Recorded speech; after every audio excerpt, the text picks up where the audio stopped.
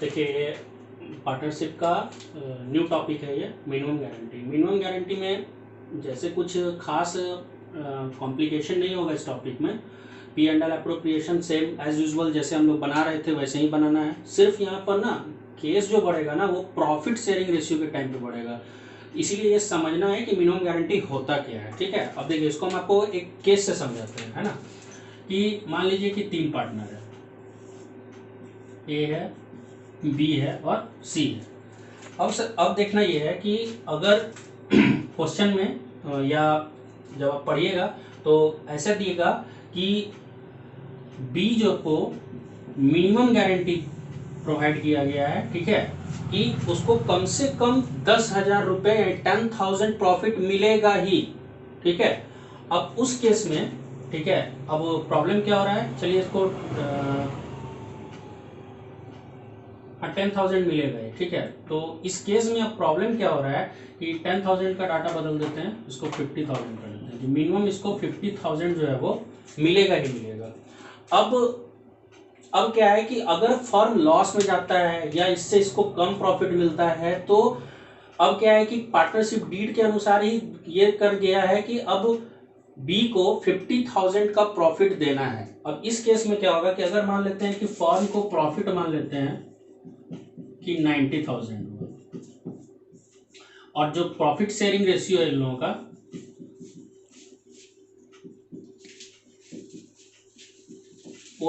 1:1 है। ठीक है, अब इस केस में अब क्या होगा कि अगर हम इक्वली डिस्ट्रीब्यूट करते हैं किस चीज को, इसको प्रॉफिट को, तो ए कितना मिलेगा 30,000, बी कितना मिलेगा 30,000 और सी का कितना मिलेगा 30,000। लेकिन यहां क्या दिया हुआ है कि बी को मिनिमम गारंटी है 50,000 का। तो अब इस केस में क्या होगा कि अगर प्लेन क्वेश्चन है कि बी को मिनिमम गारंटी है तो इसका मतलब क्या हुआ कि जो भी इसको कम मिलेगा वो पैसा कौन बेयर करेगा, ए और सी। ठीक है, तो कैसे, तो देखिए या तो दिया रहेगा कि जो भी कमी आई है उसको हम लोग डिफिशियंसी वर्ड से जानते हैं, तो डिफिशियंसी का रेशियो दे देगा कि ए और सी डिफिशियंसी को इस रेशियो में बांटेगा। अगर वो दे दिया तो उस तरह बनाएंगे, नहीं कुछ दिया है तो ये मान के चलेंगे इक्वली है। तो यहाँ साफ साफ पता चल रहा है कि अगर ये 30,000 इसको प्रॉफिट मिल रहा है, इट मीन्स कि इसको 20,000 और मिलना चाहिए, तब ये मिनिमम गारंटी को कंप्लीट करेगा 50,000। लेकिन अब हमारे पास प्रॉफिट जो डिस्ट्रीब्यूट हो चुका है, तो अब ये 20,000 को क्या करना पड़ेगा, तो ए और सी, है ना, दोनों इस 20,000 को बेयर करेगा। कैसे, तो इक्वली करेगा क्योंकि इक्वली चल रहा है क्वेश्चन।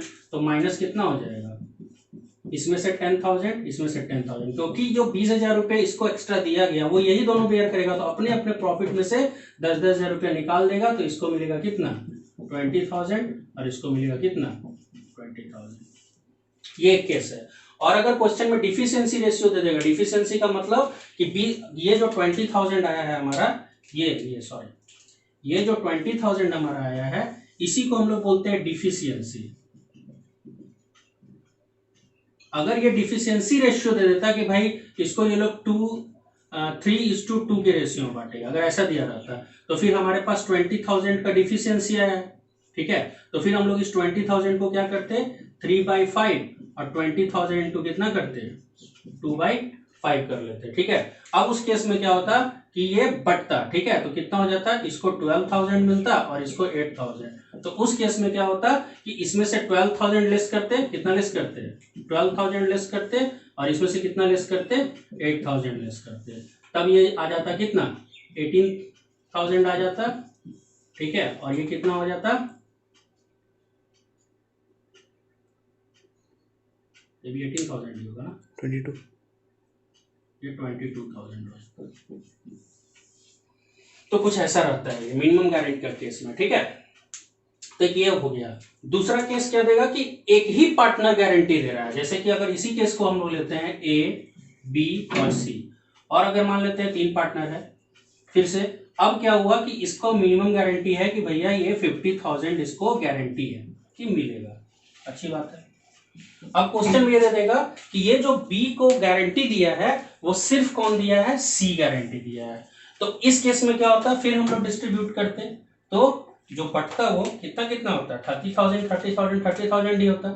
तो 30,000 30,000 और 30,000 तीनों हो जाता है। ठीक, अब इस केस में क्या होता कि इसको तो देना ही देना है, तो इसका डिफिशिएंसी कितना निकला 20,000, तो इसको मिल गया भैया 50,000। ठीक, लेकिन इस केस में क्या हो रहा है कि गारंटी सिर्फ सी दिया है, सिर्फ सी, तो सी गारंटी दिया है तो पूरा पैसा हम किस में से घटाते हैं, सी में से ही उसका डिफिशिएंसी घटाते हैं, तो इसको 10,000 मिलता है, और ये साइलेंट है भैया तो इसको 30,000 मिलता है। तो कुछ केस ऐसा होता है। ठीक है, तो ये हो गया कि जब रिमेनिंग, अगर एक को गारंटी मिल रहा है, रिमेनिंग पार्टनर दे रहा है, तो उस केस में हो गया। अगर कुछ नहीं बोला है तो इक्वली बांटे, डिफिशिएंसी रेशियो दिया है तो वैसे बांट लिए। ठीक है, अब उसके बाद अगर एक पार्टनर बोला है तो ऐसे बांट लिए, और एक जो थोड़ा सा टिपिकल होता है, ठीक है, उसको समझना है अच्छे से।